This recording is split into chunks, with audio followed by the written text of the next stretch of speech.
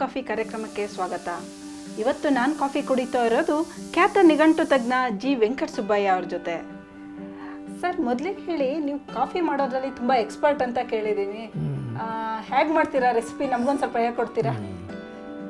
ಬೆಳಗ್ಗೆ ಅಷ್ಟೊತ್ತಿಗೆ ವಾಕಿಂಗ್ ಹೋಗೋಕ್ಕೆ ಮುಂಚೆ ಕಾಫಿ ಮಾಡ್ತೀನಿ. ನಾನು ಕಾಫಿ ಮಾಡೋದು ತುಂಬ ಸ್ಟ್ರಾಂಗ್ ಆಗಿರುತ್ತೆ.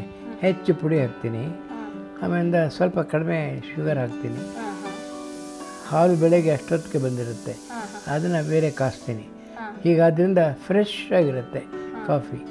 ಅದನ್ನು ಒಂದು ಕಪ್ ಕಾಫಿ ಕುಡಿದ್ಬಿಟ್ರೆ 1 ಗಂಟೆ ಹೊತ್ತು ಎಲ್ಲ ಅಲರ್ಟ್ ಆಗಿರೋಕ್ಕೆ ಅನುಕೂಲ.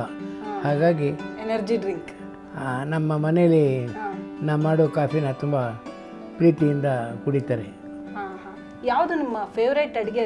ಇವತ್ತಿಗೂ ನೀವು ತಿನ್ನೋಕ್ಕೆ ಇಷ್ಟಪಡೋದು ಯಾವುದು ಸರ್? ನಾನು ತಿನ್ನೋಕ್ಕೆ ಇಷ್ಟಪಡೋದು ಬೇರೆ, ಮಾಡೋದೇ ಬೇರೆ. ನಾನು ತಿನ್ನೋಕ್ಕೆ ಇಷ್ಟಪಡೋದನ್ನು ನಂಗೆ ಮಾಡ್ಕೊಳಕ್ಕೆ ಬರೋದಿಲ್ಲ. ನಂಗೆ ಉದಾಹರಣೆಗೆ ಶಾಲ್ಯನ್ನ ಅಂತ ಒಂದು ಸೊಗಸಾದ ಅಡುಗೆ, ಅದನ್ನು ನಂಗೆ ಮಾಡೋಕ್ಕೆ ಬರೋಲ್ಲ. ನಮ್ಮ ತಾಯಿಯೇ ಮಾಡಬೇಕು ಅದನ್ನು.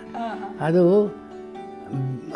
ಹಾಲಿನಲ್ಲಿ ಅಕ್ಕಿಯನ್ನು ಬೇಯಿಸಿ ಮಾಡುವ ಒಂದು ಬಗೆಯ ಭಕ್ಷ್ಯ ತುಂಬ ಚೆನ್ನಾಗಿರುತ್ತೆ. ನಂಜನಗೂಡು ದೇವಸ್ಥಾನದಲ್ಲಿ ನಂಜುಂಡೇಶ್ವರನಿಗೆ ಮಾಡ್ತಕ್ಕ ನೈವೇದ್ಯ ಶಾಲ್ಯನ್ನ, ಅಲ್ಲಿಂದ ನನಗೆ ರುಚಿ ಬಂದದ್ದು.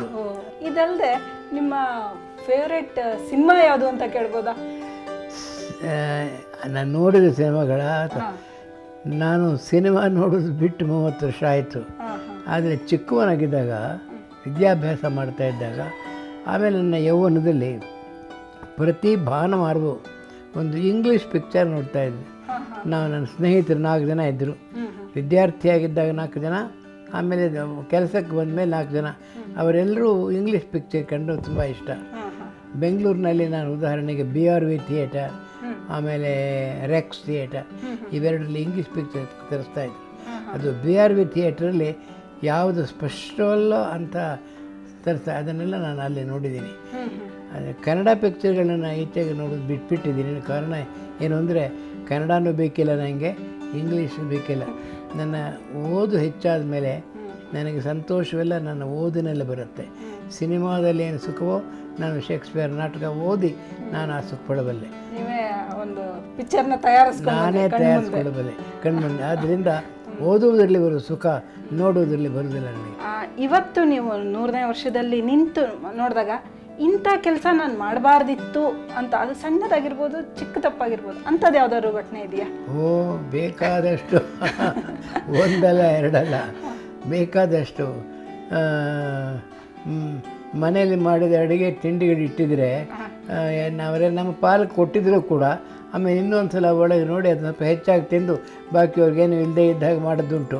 ಆಮೇಲೆ ಬಯಸ್ಕೊಂಡದ್ದು ಉಂಟು. ಇಂಥ ತೊಂದರೆಗಳೆಲ್ಲ ಮಾಡೋದುಂಟು. ಇವತ್ತಿನ ಕಾಫಿ ತುಂಬ ರುಚಿಕರವಾಗಿತ್ತಲ್ವಾ?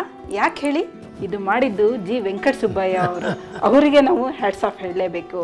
ಬೆಂಗಳೂರಿನಿಂದ ಕ್ಯಾಮ್ರಾಮನ್ ಸುರೇಶ್ ಜೊತೆ ರಜನಿ MG, ಸುವರ್ಣ ನ್ಯೂಸ್.